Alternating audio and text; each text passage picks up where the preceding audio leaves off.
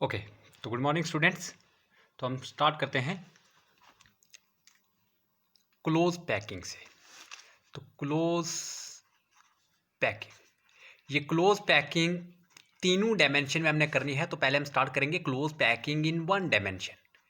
Close packing in one dimension. तो one dimension में ये क्लोज पैकिंग किस तरह से हो सकती है, आप थोड़ा ध्यान दें कि वन डायमेंशन में मैंने आपको बताया है कि जो मैंने आपको रिटन पोर्शन दिया है कि हम हर एक एटम को या कॉन्स्टिट्यूएंट पार्टिकल को हम जनरली एटम लेकर चलते हैं और उसको हम एक स्फीयर मानेंगे। तो ये एक स्फीयर वन डायमेंशन में, यानी एक ही एक्सिस पर अगर आपको ये रिमूव कर इसको जनरेट करना है तो एक स्फीयर के साथ में दूसरा, दूसरे के साथ में तीसरा, तीसरे के साथ में चौथा। तो वन डायमेंशन ये तो बहुत सिंपल सी है कि आपने एक रो बना लेनी है। क्या बना लेनी है? रो बना लेनी है कि ये एक स्फीयर दूसरे को टच करता जा रहा है। This is simply close packing in one dimension. One dimension close packing में बस जनरली यही होता है कि कोऑर्डिनेशन नंबर क्या होता है। कभी कभी ये क्वेश्चन पूछा जा सकता है। तो वन डायमेंशन में कोऑर्डिनेशन नंबर 2 होता है, एक्सेप्ट दिस कॉर्नर, इसका कोऑर्डिनेशन नंबर 1 है, इसका भी कोऑर्डिनेशन नंबर 1 है, बाकी सबका कोऑर्डिनेशन नंबर 2 है।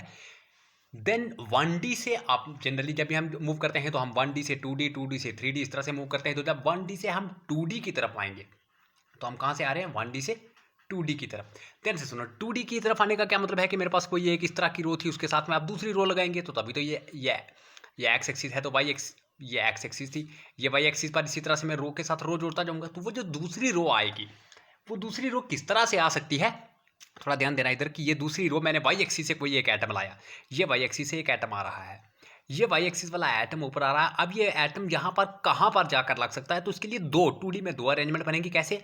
या तो वो एटम एग्जैक्टली इसके नीचे आकर लग जाए, बिल्कुल ये थोड़ा बड़ा बन गया है, या एग्जैक्टली इसके नीचे लग जाए, या फिर वो वाई एक्सिस से आने वाला एटम इन 2 एटम के बीच में आकर लग जाए, यानी इस डिप्रेशन में लग जाए। अब अगर इसके बीच में लगेगा तो वो एक टाइप की अरेंजमेंट होगी, अगर इसके सेंटर में लगता है यानी डिप्रेशन में लगता है तो वो दूसरी अरेंजमेंट होगी। बहुत सारे लोगों के मन में ये सवाल उठ रहा होगा कि ऐसा भी हो सकता है कि ये 2 इसके बिल्कुल सामने आ जाए, ये तीसरा इसके बीच में लगे, चौथा बिल्कुल सामने, पांचवा बीच में। तो इस तरह से कुछ सामने आ जाए और कुछ ग्रुप्स के बीच में बने। तो अगर आप ऐसा करेंगे तो फिर क्या हो जाएगी? अरेंजमेंट रेगुलर नहीं रहेगी और हम क्रिस्टलाइन सॉलिड पढ़ रहे हैं, या फिर ये सॉलिड कह देगा भाई मैं क्रिस्टलाइन नहीं हूँ, मेरे में आप इन अरेंजमेंट को स्टडी ही मत करें, क्योंकि पैटर्न अरेंजमेंट रिपीट नहीं हो सकती है। एक ही पर्टिकुलर अरेंजमेंट 3D में मूव कर रही होती है। यही तो हमने पढ़ा था कि क्रिस्टलाइन सॉलिड की क्या खूबी होती है कि एक पर्टिकुलर अरेंजमेंट रिपीट हो रही होती है। तो ये तो अरेंजमेंट तो अलग अलग होगी, आधे की कुछ और अरेंजमेंट आएगी, आधे की कुछ और, तो फिर ये क्रिस्टलाइन नहीं बचेगा। तो क्रिस्टलाइन लाने के लिए या तो आप एटम के सामने एटम रख सकते हैं या फिर ग्रुप में रख सकते हैं। तो अगर आप सामने रखते हैं मैं इनको, तो 2 तरह के हो सकते हैं, 2 टाइप की अरेंजमेंट हो सकती है 2D में। कौन कौन सी? कि मैं ये एक एटम, ये दूसरा एटम, आप थोड़ा अच्छे अच्छे स्फीयर बनाना, या आप कंपास का भी इस्तेमाल कर सकते हैं, कॉइन वगैरह लेकर भी बना सकते हैं। तो जो दूसरी रो आई वाई एक्सिस में वो बिल्कुल इसके सामने है,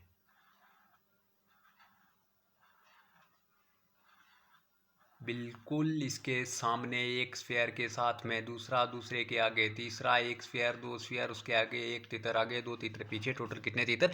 तो ये बिल्कुल इस तरह से बन जाएगी। अब अगर इस अरेंजमेंट को कहेंगे क्या? मैं कोई एक एटम ले लूँ यहाँ से, सेंटर से कहीं से भी एक एटम ले लिया, ये एटम कितने के साथ टच है? ये इसके साथ टच है डायरेक्टली, ये इसके साथ टच है स्फीयर, ये इसके साथ टच है और ये इसके साथ टच है। जिनके साथ ये टच है उन सब के सेंटर को अगर मैं जोड़ दूँ, ये थोड़ा और अच्छे से मैं इसको बनाता हूँ, ये वाला मैं सेंटर ले लेता हूँ। तो ये इसके साथ में टच है, इसके साथ में टच है और इसके साथ में टच है। तो ये जिनके साथ में टच है उनके सेंटर को अगर मैं जोड़ दूँ तो क्या बन जाएगा? एक स्क्वायर बन जाएगा। क्या बन जाएगा? एक स्क्वायर बन जाएगा। इसलिए इस पैकिंग को कहते हैं स्क्वायर क्लोज पैकिंग। क्या कहते हैं? Square close packing, SCP। किसमें? 2D में। ये 2 डायमेंशनल की SCP है। या फिर अगर ये एक जो लेयर थी, ये पहले वाली लेयर, इसको मैं कुछ नाम दे दूं A, तो 2D बनेगा कैसे कि वही रिपीट हो रहा है। तो दूसरे वाली लेयर बिल्कुल इसी की तरह है, इसके सामने है तो वो भी A, तीसरी भी A, चौथी भी A, पांचवी छठी जहाँ तक जाएंगे A to Z नहीं करना है, बस A ही चलते जा रहे हैं। तो इस टाइप ऑफ अरेंजमेंट को A अरेंजमेंट भी कहते हैं। ये एक अरेंजमेंट है। तो इसको, क्योंकि इसके बीच में स्क्वायर बन रहा है, तो इसका मतलब कि इस टाइप के अरेंजमेंट के बीच में जो यूनिट सेल होता है 2D के अंदर, वो स्क्वायर टाइप का होता है। किस टाइप का है? स्क्वायर टाइप का होता है। दूसरी टाइप की जो अरेंजमेंट आती है उसमें मैं इस बार वाई एक्सिस से आने वाले एटम को बिल्कुल सामने ना रख के बल्कि क्या करूँगा, उनको ग्रूव्स में रखता जाऊँगा। ये डिप्रेशन में एक एटम, ये डिप्रेशन में दूसरा एटम, ये डिप्रेशन में तीसरा एटम, ये डिप्रेशन में चौथा एटम, बिल्कुल डिप्रेशन में रखने हैं आपको। ये फिर डिप्रेशन में, ये डिप्रेशन में, ये डिप्रेशन में, इसके आगे एक और आएगा इसी तरह से, फिर ये डिप्रेशन में, ये डिप्रेशन में, ये डिप्रेशन में। तो आप इस तरह से डिप्रेशन में रखते जाएंगे। मैंने आपको कल भी एक एग्जांपल दी थी कि आपको इतने स्पेस में कॉइन रखने हैं, तो एक कॉइन, दो कॉइन, तीन कॉइन इस तरह से रखे। फिर इस तरह से अगर उनके सामने रखेंगे तो स्क्वायर। तो दूसरी बार अगर जो कॉइन है वो पहले वाले के डिप्रेशन में रखेंगे, सारे कॉइन पहले वाले की डिप्रेशन में रखेंगे। तो इस बार अगर आप देखेंगे तो क्या होगा, दो ही तरह से अरेंज किया जा सकता है, या तो वो उनके ग्रुप में आ जाए या फिर दूसरी रो बिल्कुल सामने आ जाए। तो मैं कोई एक सेंटर का एटम ले लूँ, इसके साथ में कौन कौन टच है, ये टच है, ये टच है, ये टच है, ये टच है, ये टच है, ये टच है। इन टच वालों के सेंटर को ज्वाइन कर दें।